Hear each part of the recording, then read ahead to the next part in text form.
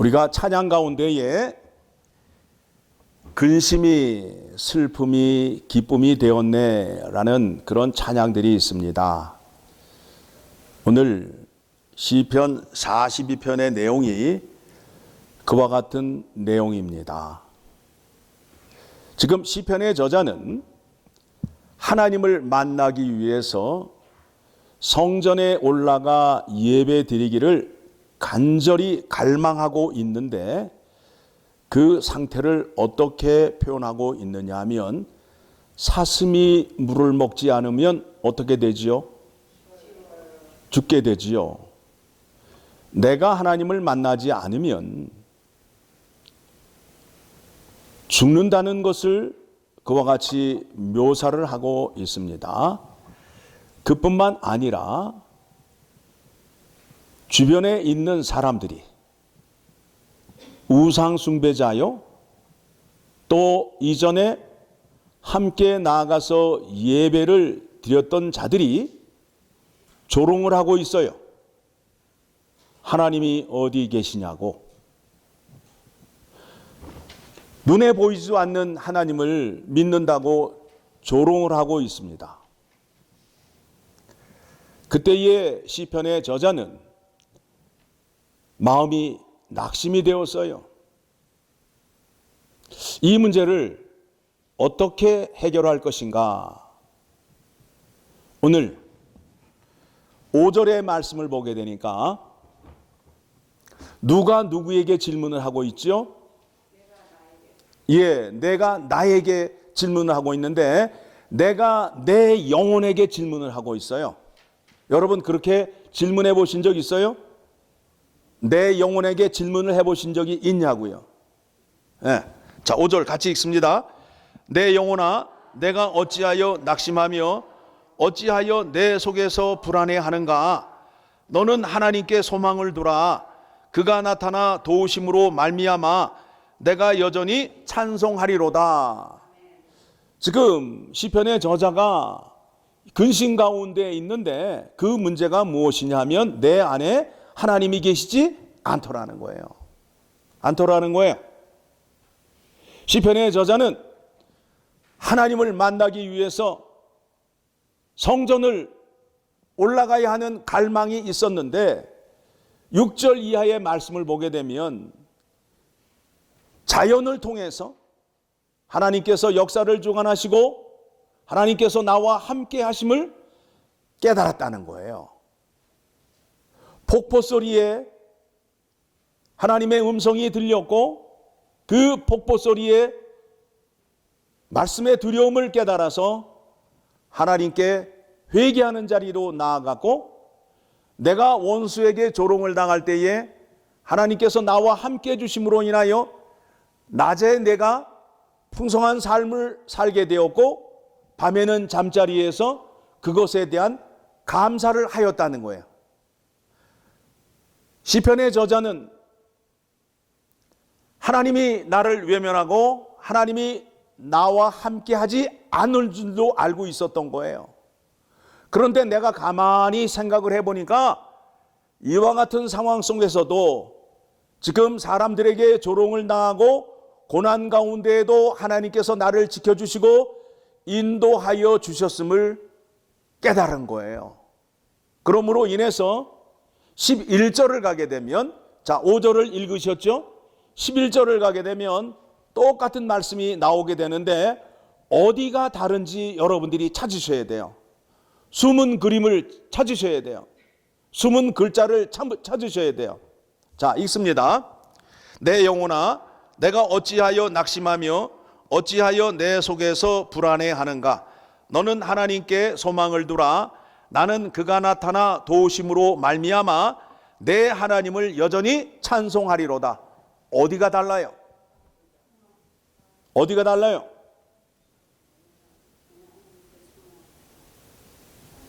(5절과) (11절이) 어떻게 다르시냐고요?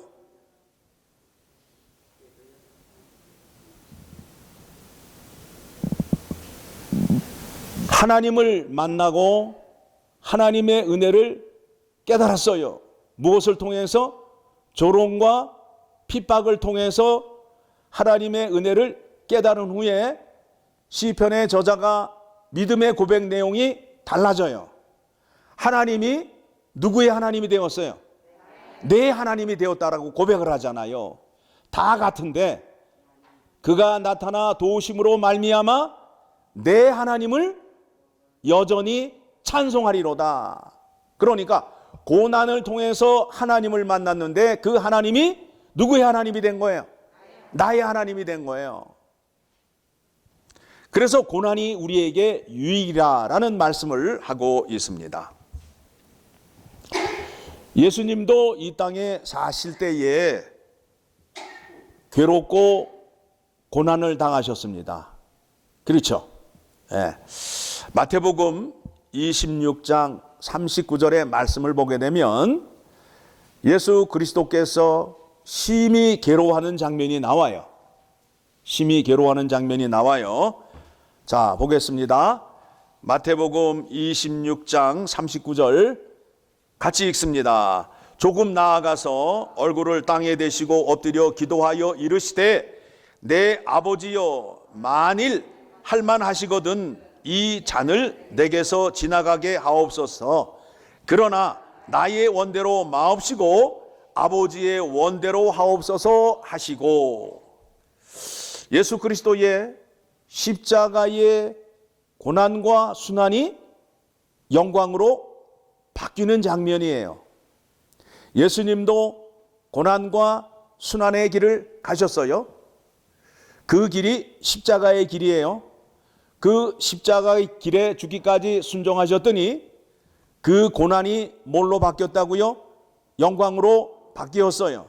그래서 그 영광을 세세토록 찬양하고 영광을 받으시는 거예요. 그렇죠? 고난을 통과하여야 영광이 있다는 거예요. 자, 오늘 말씀을 통해서 신자들도 고난과 근심이 있어요.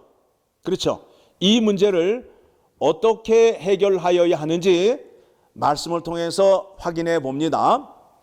신자들이 또는 세상 사람들이 똑같이 고난을 겪는데 그 근심의 종류를 두 가지로 성경이 말씀하고 있습니다. 그 말씀이 어디에 나오느냐 하면 고린도후서 7장 10절의 말씀을 보게 되면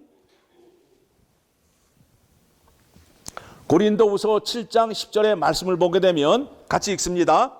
하나님의 뜻대로 하는 근심은 후회할 것이 없는 구원에 이르게 하는 회개를 이루는 것이요 세상의 근심은 사망을 이루는 것이니라. 근심에는 두 종류가 있어요. 첫 번째는 어떤 근심이라고요? 하나님의 뜻대로 하는 근심이 있고, 두 번째는 세상의 근심이 있다는 거예요. 그런데 그 결과가 어떻게 된다는 거예요? 한쪽은 구원에 이르는 생명을 얻고 한쪽은 사망에 이르게 된다는 거예요. 그렇죠? 그러면 세상 사람들은 고난과 슬픔이 오게 되면 해결하는 방법이 뭐예요? 마시자, 잊어버리자. 그렇죠? 에? 그러니까 오늘 마시다가 죽자잖아요. 오늘 먹고 죽자가 되잖아요. 그래서 먹다가 죽어서 두 발로 걸어 다녀야 되는데 네 발로 기어 다니잖아요. 그런 사람 보셨어요? 예. 이게 세상 사람이 근심을 해결하는 방법이에요. 그런데 우리는 예수 안에 있는 사람들은 근심이 있게 되면 먹고 죽자가 아니라 하나님 말씀 앞으로 나오게 되는 거예요. 그렇죠?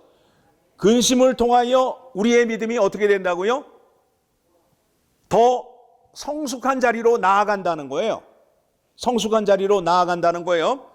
그 말씀이 어디에 나오게 되느냐 하면 11절의 말씀 봅니다. 11절의 말씀 고린도후서 7장 11절. 자, 하나님의 뜻대로 하는 근심은 이와 같다는 거예요. 자, 같이 읽습니다. 시작. 보라, 하나님의 뜻대로 하게 된 이 근심은 너희로 얼마나 간절하게 하며 얼마나 변증하게 하며 얼마나 분하게 하며 얼마나 두렵게 하며 얼마나 사모하게 하며 얼마나 열심 있게 하며 얼마나 벌하게 하였는가. 너희가 그 앞에 그 일에 대하여 일체 너희 자신의 깨끗함을 나타내었느니라. 우리는 고난을 통해서 나를 성찰하고 말씀 앞에서 점점 하나님의 뜻을 찾음으로 인하여 하나님의 마음에 합한 자가 되어 간다는 거예요. 거기를 보게 되니까 근심으로 말미암아 간절한 마음이 생긴다는 거예요. 심각함을 깨닫게 되는 거예요. 내가 잘못된 길을 걸어왔구나. 잘못된 생각을 갖고 있구나.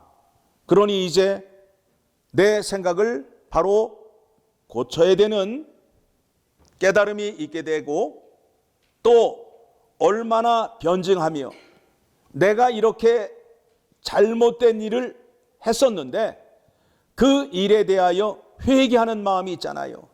제가 미련하고 하나님 말씀에 불순종함으로 인하여 이와 같이 순종하지 못하였습니다 라는 변증이 있게 되고, 그 다음에는 뭐죠?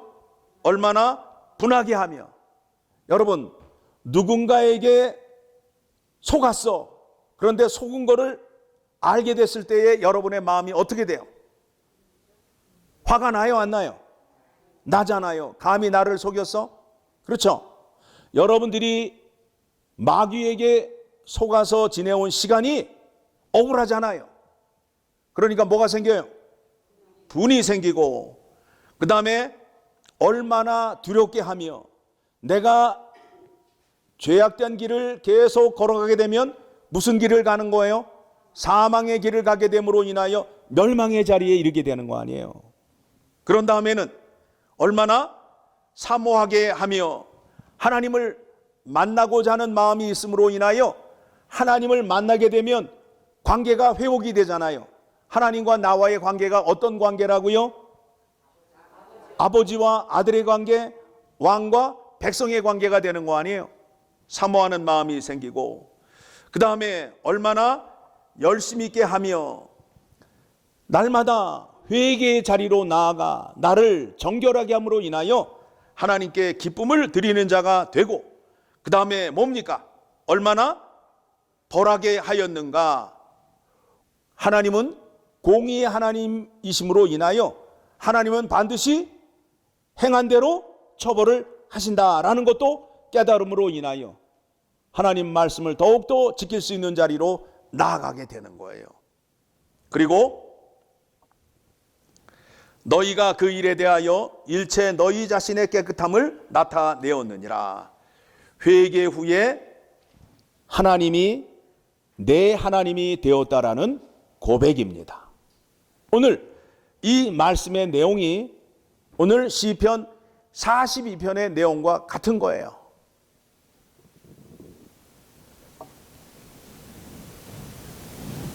사람들에게 조롱을 당했을 때 내 마음 안에 근심이 생겼어요. 가만히 생각을 하니까 내 안에 하나님이 계시지 않음으로 인하여 내 마음에 근심이 생겼어요. 그래서 폭포의 소리를 듣고 자연의 소리를 들음으로 인하여 하나님이 이곳에서도 나와 함께 하시는구나를 깨달음으로 인하여, 또 하나님께서 나와 함께 해주셔서 낮에 풍성함을 주시고 그 풍성함이 밤에는 찬양으로 변하는 은혜를 체험하게 된 거예요. 그러므로 인해서 11절에 가서는 뭐라고 고백을 했다고요? 그 은혜로 말미암아 내가 하나님을 찬양하는데 하나님이 나의 하나님이 되었다라는 고백을 하게 되잖아요. 그렇죠? 그 과정이 무엇을 통해서 이루어지고 있다고요? 무엇을 통해서? 좋은 날 근심을 통해서. 근심을 통해서. 그러니까 근심이라는 것은 두 종류라고 말씀을 드렸어요. 자, 여러분의 근심은 어떤 근심이에요? 하나님 앞에서 하는 근심이에요? 아니면 세상의 근심이에요? 세상의 근심이니까 마시고 잊어버리자 쪽으로 가게 되는데, 하나님께서 주시는 근심은 뭐냐면 내 앞으로 다가오라는 근심이에요. 그러니까 여러분에게 근심을 주는 것은 하나님이 여러분을 미워해서 그렇게 하는 거예요? 여러분을 사랑해서 그러는 거예요?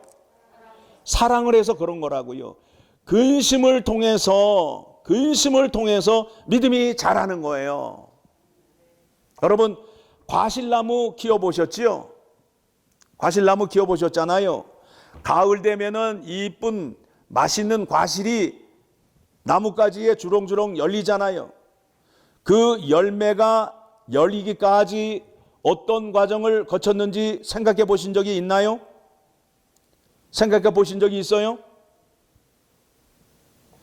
자, 열매를 맺기 위해서는 뭐가 피어야 돼요? 꽃이 피어야 된다고요. 꽃이. 그렇죠? 꽃이 피어야 되는데 이 꽃이 다 떨어져야 거기에 열매가 맺기 시작을 해요. 꽃이 다 떨어지지 않고 잎사귀가 붙어 있는 자리에는 몽우리가 생긴다, 안 생긴다? 안 생긴다 이거예요. 아니, 보신 적 없어요?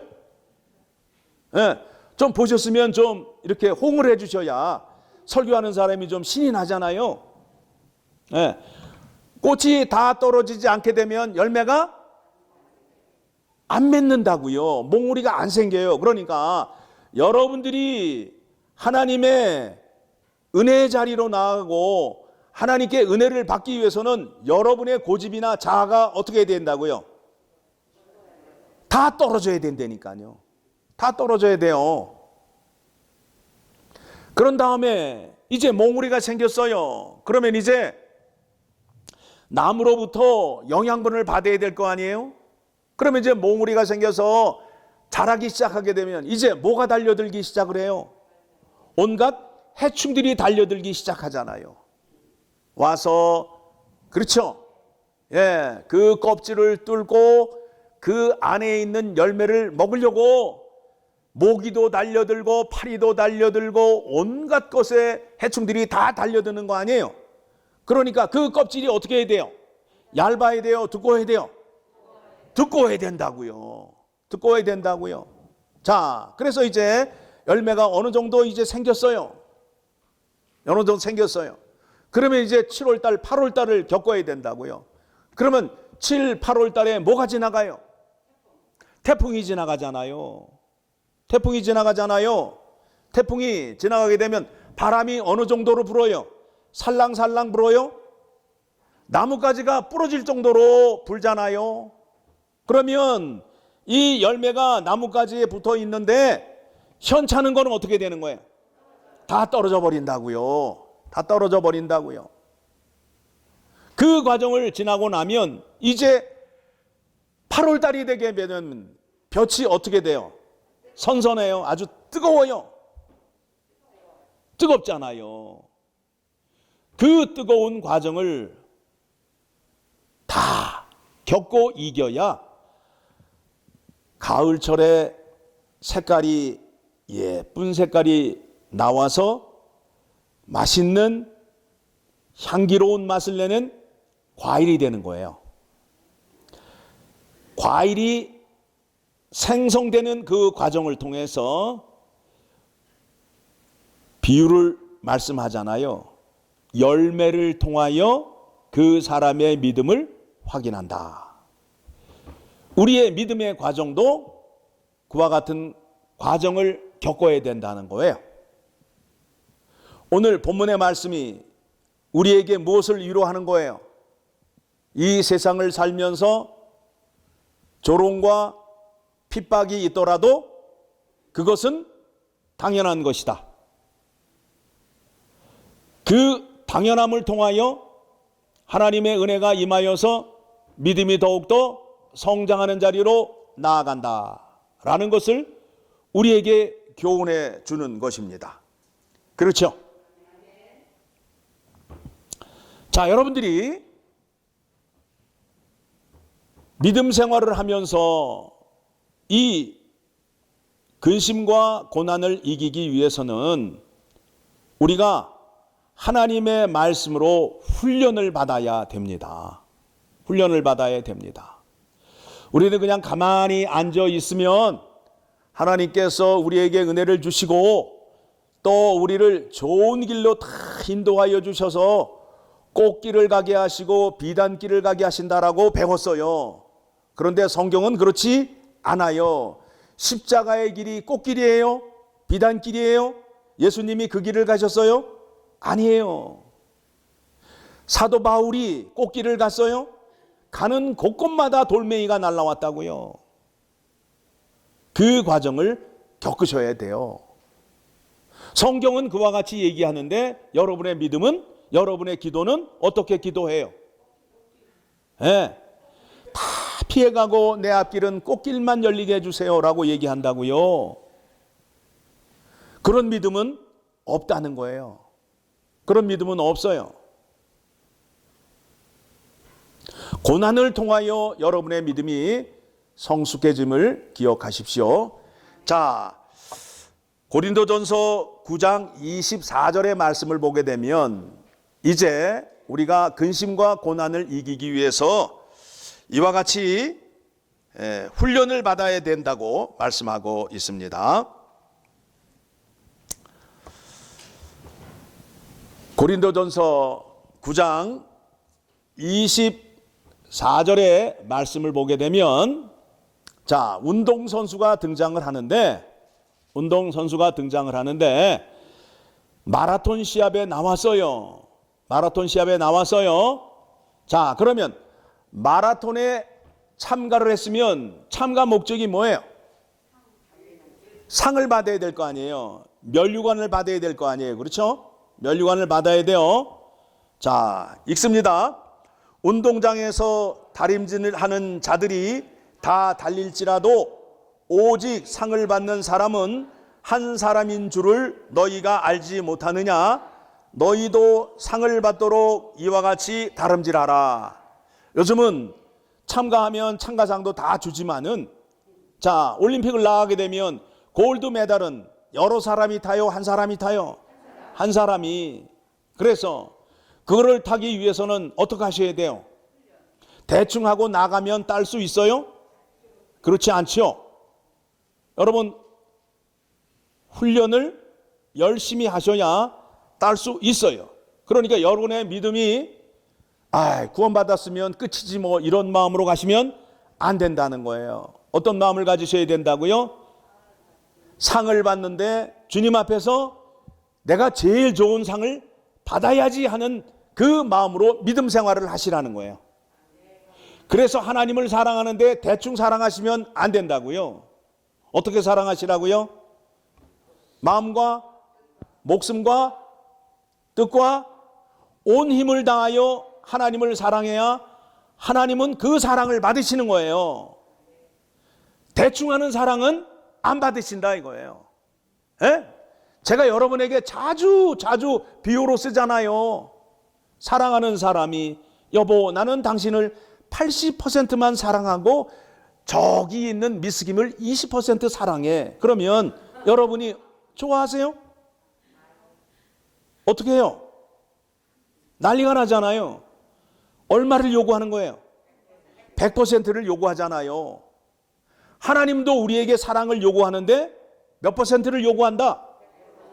100%를 요구한다고요. 그런데 우리는 자꾸 대충 하려고 해요. 그래서 대충 하지 말라고 우리에게 예수님께서 가르쳐 주셨어요. 하나님을 사랑하는데 하나님은 이렇게 사랑해야 된다. 네 마음을 다하고 그 다음에 목숨을 다하고 그 다음에 뜻을 다하여 내가 아는 모든 지식을 동원해서 하나님을 사랑하고 그 다음에 온 힘을 다하여 하나님을 사랑하여야 그것이 하나님을 사랑하는 것이 된다라는 거예요. 그렇죠? 여러분들이 근심과 고난에서 벗어나기 위해서는 어떤 마음을 가지셔야 되느냐 하면 상이 하나인데 그 상을 내가 받기 위해서 애쓰는 자의 모습으로 하나님 앞에 나오셔야 된다는 거예요. 그렇죠? 그런 다음에 25절 같이 읽습니다. 이기기를 다투는 자마다 모든 일에 절제하나니 그들은 썩을 승리자의 관을 얻고자 하되 우리는 썩지 아니할 것을 얻고자 하노라. 자, 여러분, 마라톤에 나아가는데 훈련을 해야 되잖아요. 그러면 훈련하는 사람에게는 필요한 것이 뭐예요? 밍크코트가 필요해요? 밍크코트 입고 마라톤 나가게 되면 사람들이 뭐라 그래요? 전문 용어로 또라이라고 그런다고. 그렇죠? 마라톤을 나가기 위해서는 어떻게 해야 돼요? 최대한 간편한 복장, 뛰는데 전념할 수 있도록 온 힘을 다하여야 된다는 거예요. 그러면 하나님을 믿는 데 있어서도 마찬가지예요. 하나님을 섬기는 데 있어서도 마찬가지라고요. 도움이 되지 않는 것들은 다 버리라는 거예요. 버리라는 거예요. 그런데 그 사람들은 면류관을 얻지만은 그 면류관이 며칠이나 가겠어요? 월계관을 받잖아요. 그 사람들은 그 식물이 얼마나 가겠어요? 결국은 썩어 없어질 것이잖아요. 그런데 우리의 다름질은 영원한 생명의 면류관을 받기 위한 경주라는 거예요. 자, 26절 같이 읽습니다. 그러므로 나는 다름질하기를 향방이 없는 것 같이 하지 아니하고 싸우기를 허공에 치는 것 같이 아니하며 달려가는 데 있어서 42.195km를 달려가는데 지름길로 달려갈 거 아니에요. 그렇죠? 그런데 그냥 가다가 곁길로 가고 이렇게 지그재그로 왔다 갔다 하게 되면은 경주에서 이길 수 있어요? 없어요? 없지요. 그러니까 여러분들 예배에 잘 나오셔야 돼요. 예배에 잘 나오셔야 돼요. 그런 다음에 27절에 가서 같이 읽습니다. 내가 내 몸을 쳐 복종하게 함은 내가 남에게 전파한 후에 자신이 도리어 버림을 당할까 두려워함이로다. 지금 바울은 예수 그리스도의 십자가의 복음을 전하는 자잖아요. 그렇죠? 이 사람이 십자가의 복음을 전하기 위하여 1차, 2차, 3차 전도여행, 로마 전도여행을 다녔어요. 그래서 다 전하고 그들에게 하나님의 지혜를 다 가르쳐줬는데 그 사람들이 바울보다 하나님을 더 많이 알고 그들의 믿음이 더 좋아. 그러면 이제 누구에게 버림을 당하는 거예요? 누구에게 버림을 당하는 거예요? 세상 사람들이 바울을 찾아요, 안 찾아요? 안 찾지요. 안 찾지요. 담임 목사가 여러분에게 설교를 하고 성경 공부를 가르치는데 여러분이 다 아는 거를 가르치고 있다고요. 그럼 여러분들이 저를 찾아요, 안 찾아요? 안 찾잖아요. 뭐라 그래요? 목사님 좀 죄송합니다만 좀 나가주셔야 되겠습니다. 나오잖아요. 그렇지 않아요? 그렇게 되지 않기 위해서 담임 목사는 어떻게 해야 된다고요? 더 열심히 기도하고 하나님 말씀을 배워야 된다는 거예요. 그런 마음으로 하나님을 섬겨야 된다는 거예요. 여러분에게도 그와 같은 마음이 있기를 소망합니다. 우리의 삶 속에서 힘들고 어려운 일이 요즘 많이 일어나고 있습니다. 그런데 그 걱정과 근심을 세상의 근심으로 하여야 된다. 하나님의 근심으로 하여야 된다. 하나님의 근심으로 하셔야 된다는 거예요. 근심이 왜 생겨요? 내 안에 하나님이 계시지 않기 때문에 근심이 생긴다는 거예요. 세상은 늘 고난과 핍박이 있어요. 그래서 세상을 성경에서 뭐라고 표현하고 있느냐면 요동치는 바다와 같다는 거예요. 여러분 바다에 가보셨어요? 바다가 호수처럼 잔잔하게 되는 거 보셨어요?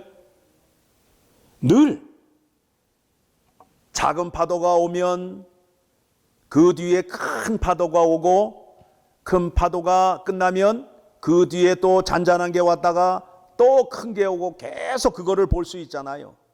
세상은 그와 같은 곳이에요. 그래서 날마다 새로운 소식이 일어나가지고 뉴스라는 게 동서남북의 약자 아니에요. 사방에서 들려오는 소식인데 그 소식이 좋은 소식이에요, 나쁜 소식이에요? 나쁜 소식이라서 우리를 두렵게 하는 소식이에요. 우리를 늘 두렵게 한다고요. 그런데 내 안에 예수 그리스도가 계시게 되면 그 두려움을 이길 수 있다는 거예요. 그렇죠? 하나님의 말씀은 변한다, 변치 않는다. 하나님의 말씀은 변치 않아요.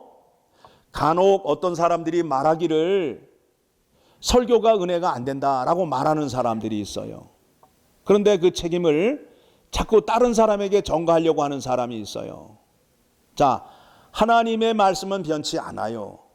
예수님께서 이와 같이 말씀하셨습니다. 말씀을 씨라고 표현하고 사람들의 마음을 밭이라고 비유를 하였습니다. 그렇죠? 그래서 몇 가지 밭을 말씀하셨죠? 4가지 밭을 말씀하셨다고요. 길가밭은 어떤 밭이에요? 씨 자체가 들어가질 않아요. 하나님 말씀이 들어가질 않아요. 오히려 튕겨나와요. 그 다음에 어떤 밭이 있어요? 돌짝밭이 있잖아요. 돌짝밭은 하나님의 말씀을 듣긴 들었는데 좋아가지고 난리를 치다가 식물이 자라기 위해서는 햇볕이 있어야 되잖아요. 하나님 말씀 배우고 하나님 말씀 듣는 일에 지쳐가지고 볕에 타 죽는 거예요. 왜? 뿌리가 약해서. 그런 다음에 가시덤불밭에 떨어진 씨는 자라기는 자라는데 세상 염려가 너무 많아. 세상 염려가 많아. 교회 와서 설교를 들으시는 동안에 집에 가스불을 켜고 왔나? 에? 냉장고 안에 넣어둔 100불짜리 지폐는 잘 있는가? 에? 이런 생각하시면서 설교를 듣는 거야. 에? 그리고 집에 가서는 아우 예배에 가야지. 또 이런 마음을 갖고 이런 마음을 가지신 분을 가시덤불밭이라고 표현을 하는 거예요. 그 다음에 4번째 어떤 밭이에요? 옥토밭이라고요. 잘 갈려진 밭. 잘 갈려진 밭. 거기는 하나님의 말씀이 떨어지기만 하면 그 땅속에 말씀이 바뀌어서 씨가 발화를 해서 싹이 나오고 열매를 맺을 수밖에 없게 되는 거예요. 그렇죠? 자, 그러면 정리합니다. 하나님의 말씀에 은혜가 안 돼. 하나님 책이에요? 자기 자신 책임이에요? 내 책임이라고요. 그런데 그거를 창피한 줄 모르고 뭐 하고 있는 거예요? 창피한 줄 모르고 뭐 하는 거예요? 나는 쪼다예요 하고 자랑하는 거예요. 그렇죠? 하나님 말씀은 변한다 안 변한다? 하나님의 말씀은 능력이 있다 없다? 있다 이거예요. 그럼 하나님 말씀은 변하지 않아요. 내가 은혜를 못 받는 거는 말씀에 문제가 있는 게 아니라 내 마음에 문제가 있는 거예요. 그렇죠? 4가지 밭 가운데 하나라고. 거기서 하나를 찝으시라고. 에? 다른 사람에게 핑계를 돌리지 마시고. 또 믿음이 약하니까 옆에 있는 사람이 그래? 나도 그런데. 그래서 거기 있는 사람들이 모여가지고 자기들이 결정을 하니까 결론이 뭐가 나는 거예요? 말씀이 이상한 거로 결론이 나버리잖아요. 그와 같은 게 어디 있어요? 교인들이 그와 같은 짓을 하고 있잖아요. 엉뚱한 짓을. 주님께서 분명히 말씀하셨는데 열매를 맺기 위해서는 어떤 밭이 되어야 된다고요? 옥토밭이 되셔야 된다고요. 여러분의 마음이 옥토가 되기 위해서는 어떻게 하셔야 돼요? 자, 그 길가밭 딱딱한 밭을 옥토로 만들기 위해서는 어떻게 해야 돼요? 포크레인과 곡괭이를 가져와서 뒤집어 엎어야 되잖아요.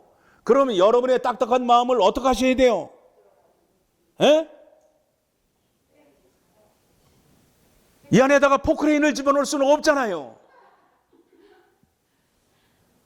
성령 하나님이 역사하셔서 내 안에 하나님을 거역하는 하나님 말씀에 불순종하는 것을 깨닫게 함으로 인하여 회개, 돌이킴의 자리로 나아감으로 인하여 내 마음이 부드러운 마음이 된다는 거예요. 그렇죠?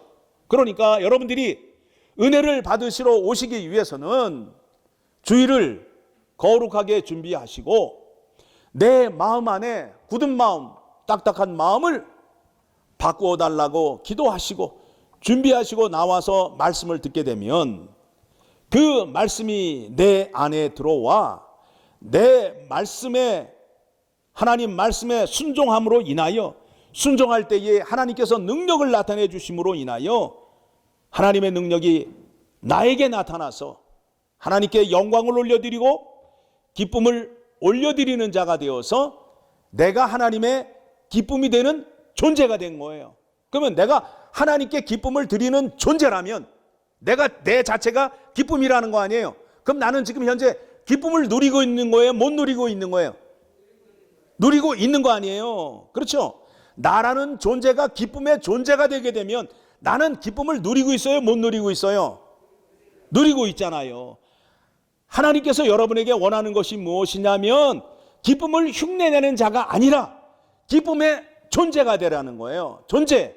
그래서 존재가 되기 위해서 하나님이 내 안에 들어와셔서 그 말씀대로 행함으로 인하여 너도 기쁨을 얻고 세상에 기쁨을 전하는 자 되어서 하나님께 영광을 올려드리게 하기 위하여 성삼위 하나님께서 내 안에 들어와 계시는 거예요.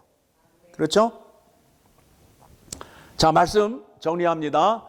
여러분에게 근심과 걱정과 염려가 찾아왔을 때 이때 무엇을 생각하시라고요? 내 안에 하나님이 계시지 않구나로 가시라고요. 그러면 깨닫게 되면 그 다음에 하나님이 주시는 근심으로 나아가서 내가 왜 근심을 하게 되었는지, 내가 왜 하나님 말씀을 왜 생각하여야 되는지로 나아가게 되면 그 깨달음을 통해서 내 믿음이 성숙한 자리로 나아갈 수 있다는 거예요. 오늘 설교를 다 들으시고 또 집에 가셔서 걱정된 일이 있고 근심된 일이 있으면 에이 잊어버리자, 마시고 죽어버리자 하고서는 그냥 갔다가 마시게 되면 안 되는 거예요. 안 되는 거예요. 그러니까 고민을 해결하는 방법이 달라요. 믿는 자들은 고민이 찾아오게 되면 말씀과 기도 앞에서 자기를 성찰한다고요. 그런데 세상 사람은 어떻게 한다고요?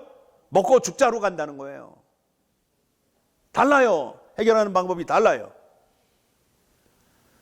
그렇게 해서 하나님께서 여러분에게 능력을 주시고 은혜를 베풀어 주시게 되면 나에게 은혜를 주셨던 하나님이 내가 고백을 하고 찬양을 하러 나아가는데 그 하나님이 나의 하나님이 되고 나의 아버지가 되는 고백하는 자리, 성숙한 믿음을 고백하는 자리로 나아갈 수 있다는 거예요. 그거를 무엇을 통해서 주신다고요? 고난을 통해서 주신다는 거예요. 그래서 고난이 너희에게 이익이다 이거예요. 자, 찾아보고 갑니다. 야고보서 1장을 가게 되면 그 말씀이 나와요.